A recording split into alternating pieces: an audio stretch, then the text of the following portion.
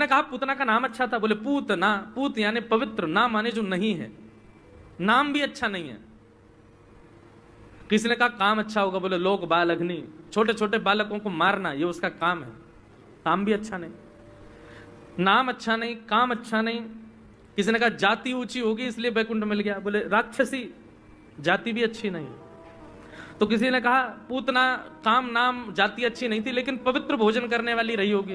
तो कहते हैं रुधिरासन, छोटे बालकों का खून पीती थी, ये उसका भोजन था। अरे राम, नाम अच्छा नहीं, काम अच्छा नहीं, जाति अच्छी नहीं, रूप अच्छा नहीं, भोजन अच्छा नहीं।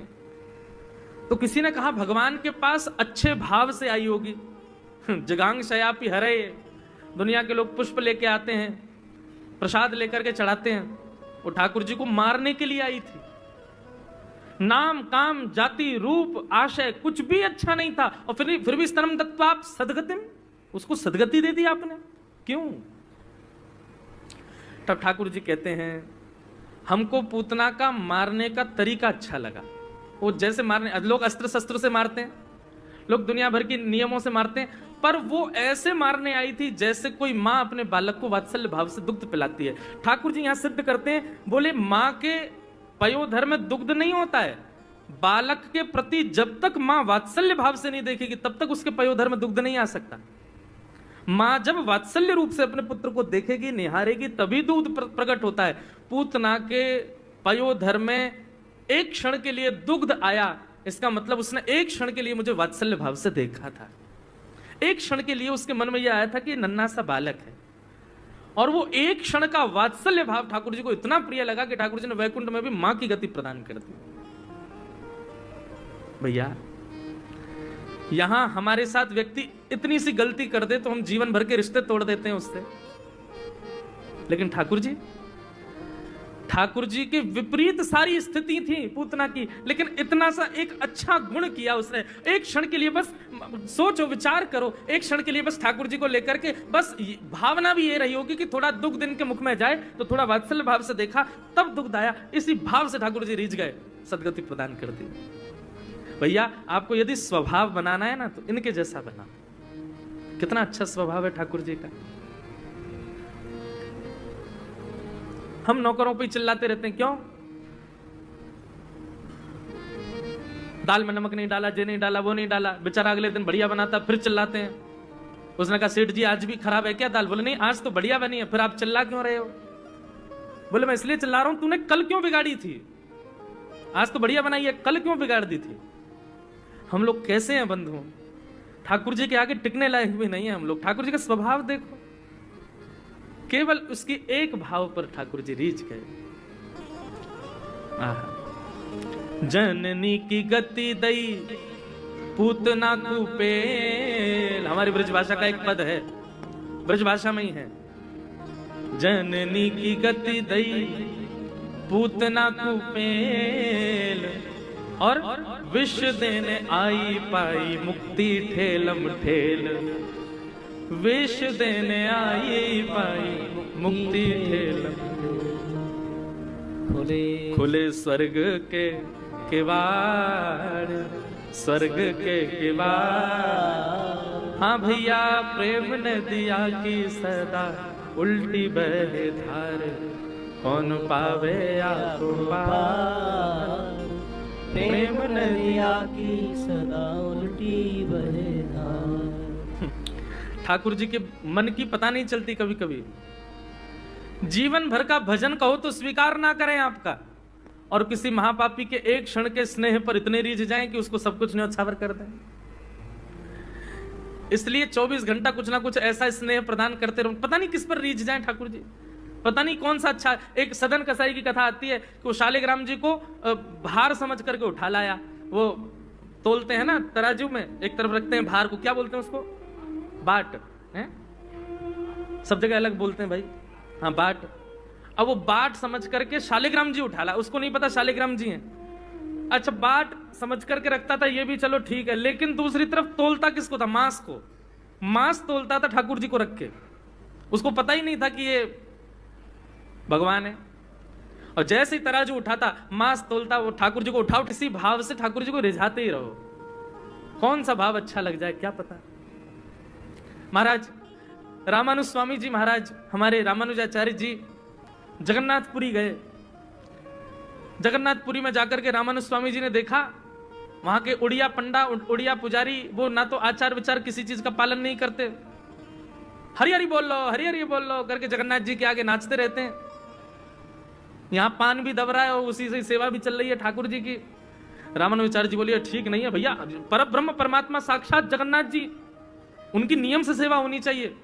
और रामानुजाचार्य जी हजारों शिष्यों के संग गए और सारे पंडा पुजारी उड़िया जितने थे सबको कहा भैया आप लोग सब बाहर विराजो, मंदिर की साफ सफाई होगी, नियम कानून से ठाकुर जी की सेवा चलेगी। सारे पंडाओं को बाहर कर दिया, बेचारे कुछ नहीं बोले, आचार्य से क्या बोल सकते हैं। ठाकुर जी भी कुछ नहीं बोले, ठाकुर जी भी आचार्य के सामने मौन रहते हैं। अब तो सवेरे समय से जगन्नाथ जी के कपाट खुलते हैं, समय से भोग आता है, समय से नैवेद्य होता है, समय से आरती होती है, समय से मंदिर बंद होता है, सब कुछ बिल्कुल नियम कानून से चलने लगा, विधि विधान से होने लगा। 3 दिन के अंदर जगन्नाथ जी की जो सुंदर विग्रह था वो दुबला पतला हो गया, सूख गए ठाकुर जी। एक दिन रामानुजाचार्य जी बोले जय जय, अब देखो कितनी बढ़िया सेवा चल रही है, साफ सुथरा आपका मंदिर, बिल्कुल नियम से, बिल्कुल सब कायदे से, वेद मंत्रोच्चारण के द्वारा आपकी आरती पूजा आदि सब होती है, विधि विधान से सब चल रहा है ना। ठाकुर जी बोले हमने आपको दक्षिण भारत दे तो रखा, वहां पे हमारी खूब नियम से पूजा करो, हम कुछ कह थोड़ी रहे हैं आपको, ये स्थान रहने दो ना। ये बेचारे प्रेमी भक्त हमारे ये ऐसे मटक मटक के गोविंद गोविंद कहकर के हमारे सामने गाते हैं, हमको बहुत अच्छा लगता है, हमको इनकी सेवा यहीं पर ऐसे ही बढ़िया लग रही है, आप ऐसे करने दो ना इनको। अब नियम कानून आप दक्षिण में श्रीरंगम है, तिरुपति बालाजी हैं, पद्मनाभ स्वामी हैं, वरदराज भगवान हैं, इतने सारे मंदिर है, वहां नियम चलाइए, अभी जगन्नाथपुरी में इन्हीं के नियम से होने दीजिए। रामानुजाचार्य जी बोले देखिए हम आचार्य हैं, हम आपको भी डांट सकते हैं, जैसे हम कहेंगे वैसे सेवा होगी आपकी, ये कोई मनमानी सेवा नहीं चलेगी, यहां पर चुपचाप बैठे रहिए। जगन्नाथ जी चुप हो गए, बोले क्या बोले, आचार्य से कुछ नहीं कह सकते।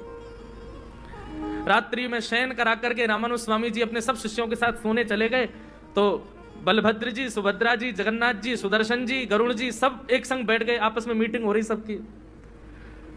ठाकुर जी बोले बिल्कुल मन नहीं लग रहा हमारा तो।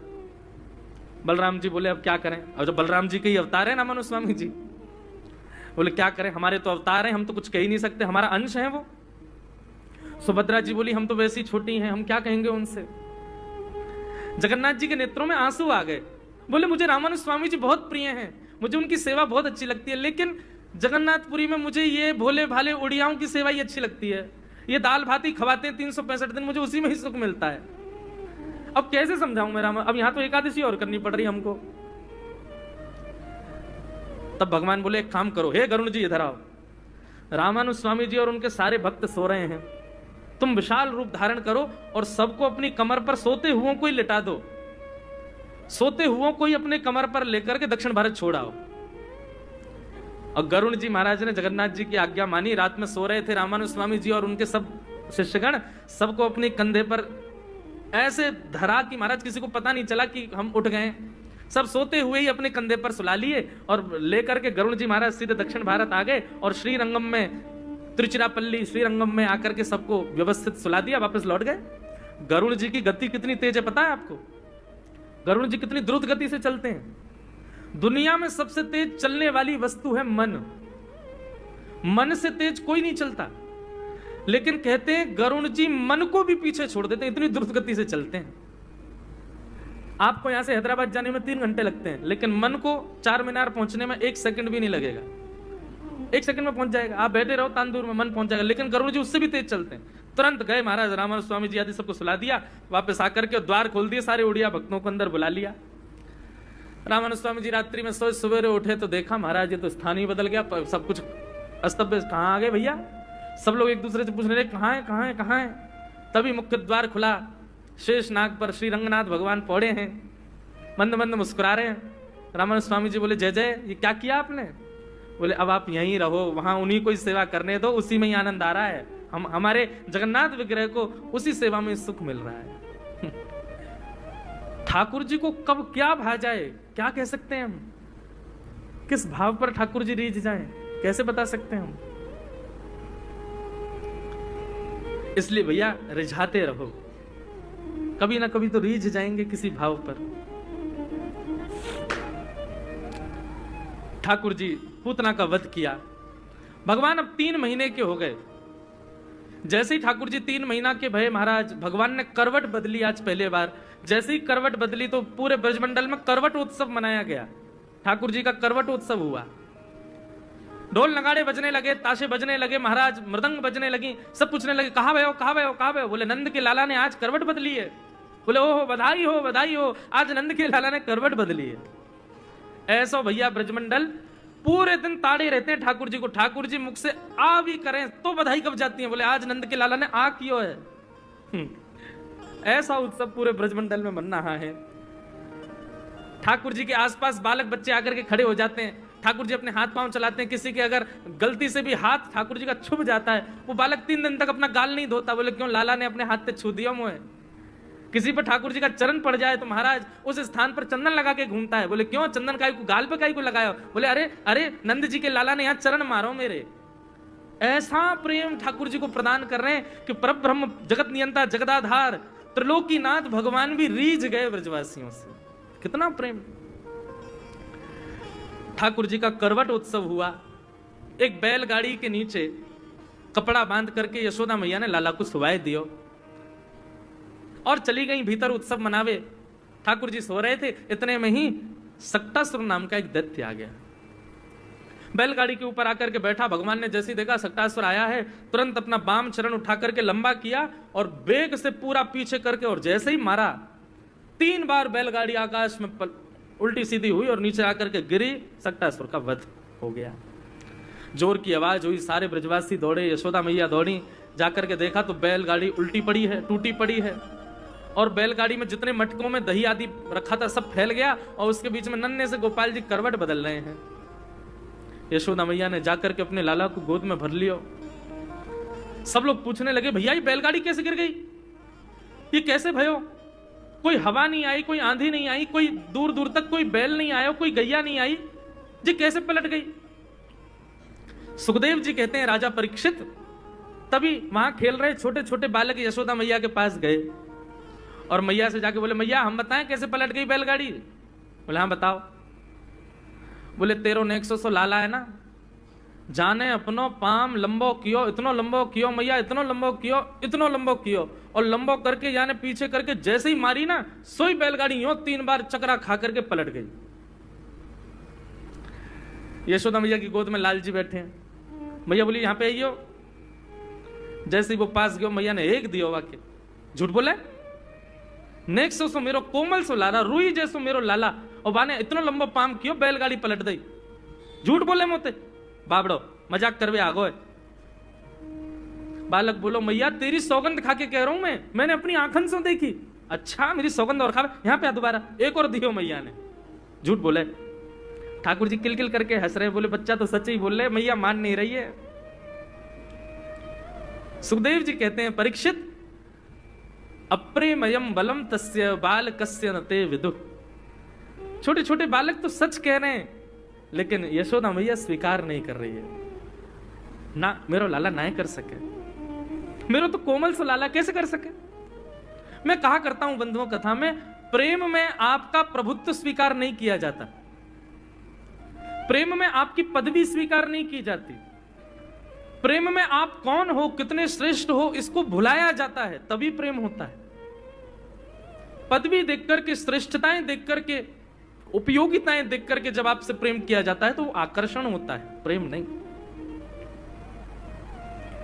ठाकुर जी अपने प्रभुत्व को छुपा रहे हैं, प्रकट नहीं कर रहे हैं इन ब्रजवासियों के आगे, उसको छुपा रहे हैं। अच्छा ये केवल द्वापर युग में ठाकुर जी ने किया, ऐसा भ्रम मत पालिएगा आप, आज भी ठाकुर जी ऐसा करते हैं। हमारे कलयुग में अष्ट सखा हुए, उन सखाओं में एक सखा हुए ठाकुर जी के जिनका नाम था गोविंद दास। क्या नाम था? गोविंद दास। इनका पहले नाम था गोविंद स्वामी, बाद में हो गया गोविंद दास। इनका पहले नाम गोविंद स्वामी था, लेकिन जब ये गोकुल आ गए, ठाकुर जी की शरण ग्रहण कर ली, तो इन्होंने अपना नाम बदल लिया, गोविंद स्वामी से गोविंद दास कर लिया। और गोविंद स्वामी के चरित्र में आता है कि एक बार इनके गांव के लोग इनसे मिलने के लिए आए और उन्होंने आकर के पूरे गोकुल में पूछा गोविंद स्वामी कहाँ है, गोविंद स्वामी कहाँ है। पूछते पूछते गोविंद स्वामी के पास ही आ गए। बोले आपने गोविंद स्वामी को देखा? तो गोविंद स्वामी बोले वो तो 3-4 वर्ष पहले मर गो, पधार गए हो। स्वयं गोविंद स्वामी बोले वो तो 3-4 वर्ष पहले पधार गए हो।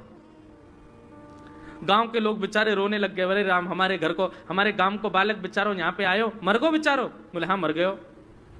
अच्छा भैया ठीक है, अब कहा करें, होनी को कौन टाल सके। अच्छा ये बताओ ये गोविंद स्वामी ने जिनसे दीक्षा ली वो गुसाई जी कहाँ है?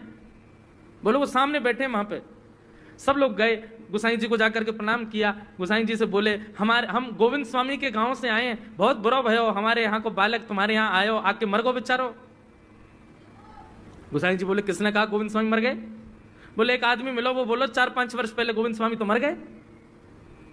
गुसाई जी बोले अरे नहीं किसी ने ऐसे बेका दिया है। कौन बोला आपको? बोले वो दूर बैठो का यमुना जी पे। गुसाई जी ने देखा, बोले अरे वही तो गोविंद स्वामी हैं। उनको बुलवाया। गोविंद स्वामी जी ने आकर के प्रणाम किया। बोले ए गोविंदा, तुमने इनको ऐसा क्यों बोला कि गोविंद स्वामी पधार गए? गोविंद स्वामी बोले 5 वर्ष पहले जब तक मैं आपके शरणागत नहीं हुआ था, जब तक मैं श्रीनाथ जी का भक्त नहीं हुआ, तब तक गोविंद स्वामी था। शरणागति के बाद तो मैं गोविंद दास हो गया, इसलिए मैंने कहा कि भाई गोविंद स्वामी तो 5 वर्ष पहले पधार गए, ये तो गोविंद दास है, ये तो दास है, ये स्वामी नहीं है। उन गोविंद दास जी के साथ में ठाकुर जी इतनी लीला करते थे, इतनी लीला। इस कलिकाल में एक लीला सुना है। एक बार ठाकुर जी गोविंद दास जी के साथ छुपन छुपाई खेल रहे थे गोवर्धन पर्वत पे। अभी की बात है, 450 वर्ष पहले की, इसी कलयुग में। तो राजभोग मतलब दोपहर की प्रसादी के बाद ठाकुर जी के कपाट बंद हो जाते हैं और शाम 4-5 बजे खुलते हैं। आज भी ब्रज में ये नियम है। अच्छा उसका मतलब ये नहीं है कि ठाकुर जी भोजन करके सो गए, नहीं, राजभोग पाके ठाकुर जी फिर अपने सखाओं के साथ गैया चराने जाते हैं। इसलिए हमारे ब्रज के सारे मंदिर बंद होते हैं कि अब ठाकुर जी गैया चरावे गए हैं, शाम को लौट के आएंगे तब दर्शन होंगे। इसलिए सारे मंदिर 12:30-1 बजे तक बंद हो जाते हैं। तो राजभोग के बाद श्रीनाथ जी का मंदिर बंद हुआ।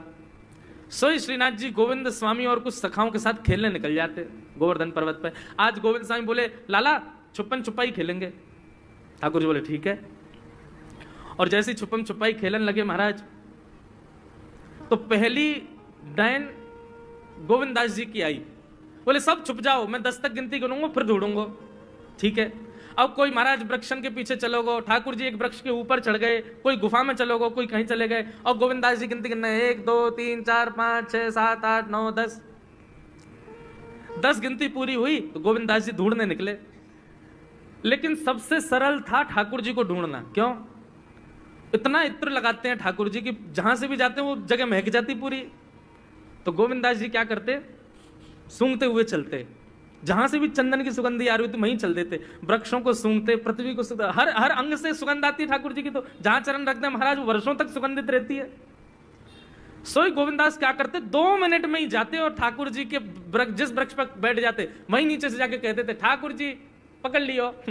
ठाकुर जी के गोविंदा में कितनों छुप जाऊं, तुमको कैसे पकड़ ले। और ठाकुर जी अब तो पकड़ लिए, अब आप जाओ, आप गिनती गिनो, हम छुपेंगे। ठाकुर जी बोले ठीक है। ठाकुर जी अब चले गए डाइन रेवे और 1 2 3 4 5 6 7 8 9 10 तक गिनती गिनी, सब छुप गए। अब ठाकुर जी थोड़ी देर तो ढूंढते रहे। ढूंढते ठाकुर जी गए थक। बोले जे तो मिले कोई ना गोविंदा, पतो ना कहाँ जाके छुप गए, मिले ही ना रो। सो ठाकुर जी कहा कियो, ढूंढना छोड़ करके मंदिर में गए और जाकर के अपने बिस्तर पे सो गए। बोले छुपो रे, मैं आई ना रो ढूंढवे तो को। और यहां गोविंद स्वामी छुप करके बैठे। बोले ठाकुर जी आ रहे होंगे। अब प्रतीक्षा करते शाम के 5 बज गए। गोविंद दास जी बेचारे बार बार इतने सहज हो जाएं कि ठाकुर जी को मैं दिख जाऊं। पहले वृक्ष पे थे, थोड़े नीचे आ गए कि कोई बात नहीं, ठाकुर जी को दिख नहीं रहूंगा, अब दिख जाऊंगा। फिर और नीचे आ गए, नीचे ही खड़े हो गए, बोले अब दिख जाऊंगा। और थोड़े पास चले गए, बोले अब दिख जाऊंगा। अब तो बिल्कुल खुले में ही खड़े हो गए, अरे पकड़ लो हमको आके। लेकिन ठाकुर जी तो है ही नहीं, ठाकुर जी सो रहे हैं कमरा में जाके। इतने में ही महाराज गुसाई जी ने घंटे घड़ियाल बजाए। ठाकुर जी के उत्थापन का समय शाम को 4:30-5 बजे मंदिर खुलता है। और जैसे ही घंटे घड़ियालों की आवाज आई, गोविंद स्वामी बोले मैं यहां दुबको बैठा हूं, 4 घंटा से भूखो प्यासो पेड़ पे चढ़ा हूं कि लाला आ रहे होगे ढूंढवे। खुद मंदिर में पहुंच के आरती करा रहे हैं अपनी।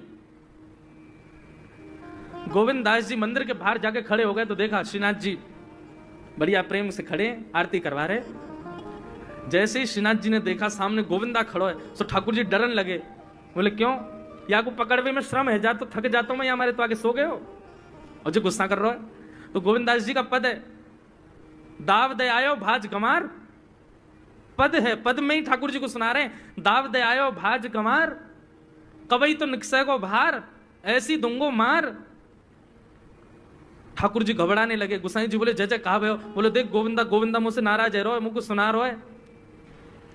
गुसाई जी बोले हे गोविंदा, तुम क्यों ठाकुर जी पर नाराज हो? तुम्हारे लाड़ले ने कहा कि तुम्हें कहा पता? 4 घंटा से पेड़ पर लटको बैठो मैं, कि आ रहे होंगे आ रहे होंगे, आई ना, यहाँ के सो गए, जैसे ऐसे काम करे तुम्हारा लाला।